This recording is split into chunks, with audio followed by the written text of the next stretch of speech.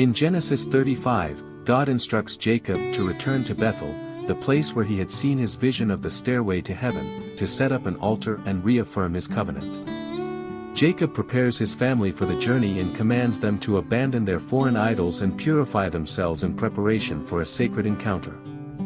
He buries the idols under a tree in Shechem as a sign of their final separation from pagan practices.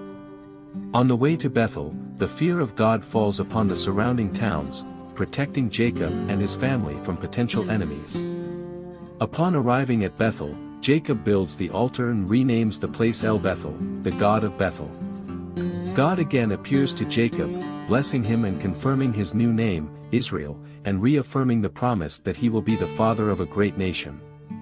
During the journey, Rachel gives birth to Benjamin, but dies shortly after birth and is buried on the road to Ephrath. Jacob erects a pillar over Rachel's grave, a symbol of her loss and her memory. The chapter ends with Jacob and his family heading to Hebron, where they reunite with Isaac, who eventually dies at an advanced age. Genesis 35 is a chapter of renewal and farewells, where the divine calling and promises are reaffirmed in the midst of personal loss. Subscribe to the channel, and stay with us until the end for a message that can change your life. Genesis 35 brings a profound message about spiritual renewal, purification, and faithfulness to God. Jacob's return to Bethel, where he first encountered God, is a call to remember and renew his commitment to the Lord.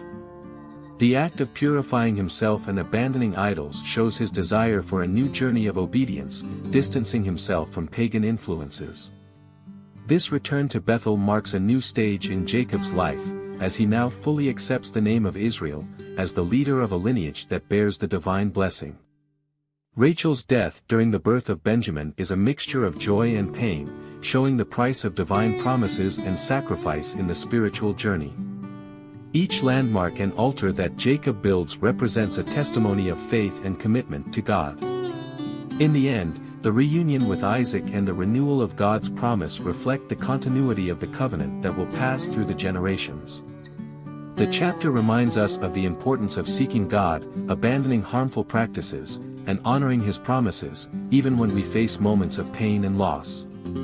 The story of Genesis 35 unfolds in significant locations such as Bethel, Ephrathah, and Hebron, areas rich in historical and archaeological context.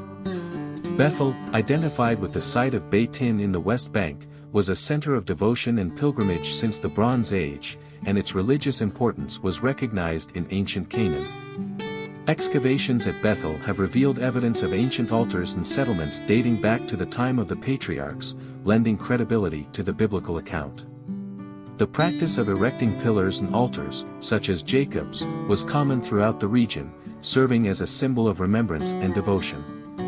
The city of Ephrathah, later known as Bethlehem, was also a culturally important site, mentioned in ancient records as a village near trade routes. Hebron, where Isaac spent his final days, was an established city, with archaeological remains indicating continuous habitation. These sites provide an authentic setting for the narrative, where the religious and cultural practices of the time are accurately represented. Theologians and scholars view Genesis 35 as a milestone in Jacob's spiritual journey, exploring the meaning of purification, devotion, and covenant. God's command for Jacob to return to Bethel represents a call to spiritual renewal, as if it were a rebirth of his faith. The requirement to abandon idols is interpreted as an essential step of loyalty to God, leaving behind all external influences. The birth of Benjamin and the death of Rachel reflect moments of joy and loss on the path of faith, a frequent theme in the lives of the patriarchs.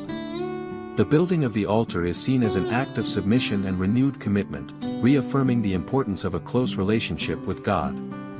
God's blessing of Jacob at Bethel, reaffirming him as Israel, shows God's care and the continuity of the promise made to Abraham and Isaac.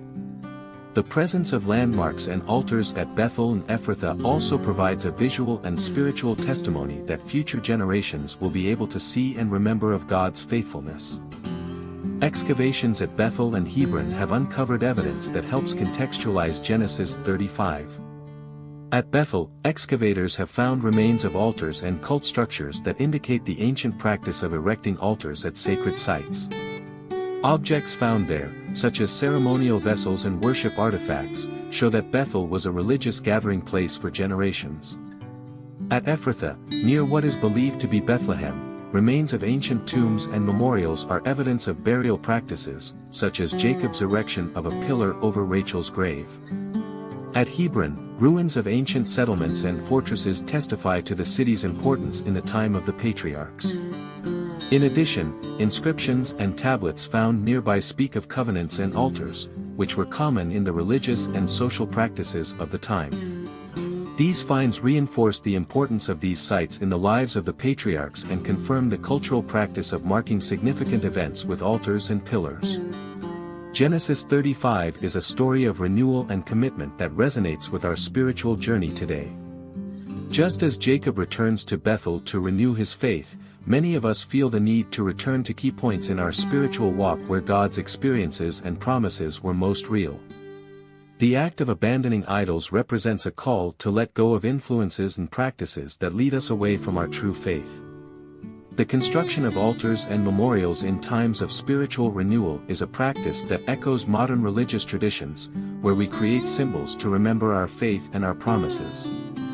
The loss of Rachel reminds us that even in the midst of God's promises, there are pains and challenges that shape us and are part of the journey.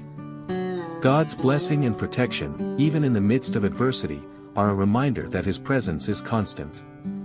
Genesis 35 inspires us to keep our faith alive, seek out moments of spiritual renewal, and honor God's promises as we move forward, no matter what obstacles arise. If you liked this video, don't forget to subscribe to the channel, like and share, and remember, each day is a new opportunity to call on the name of the Lord. Until next time.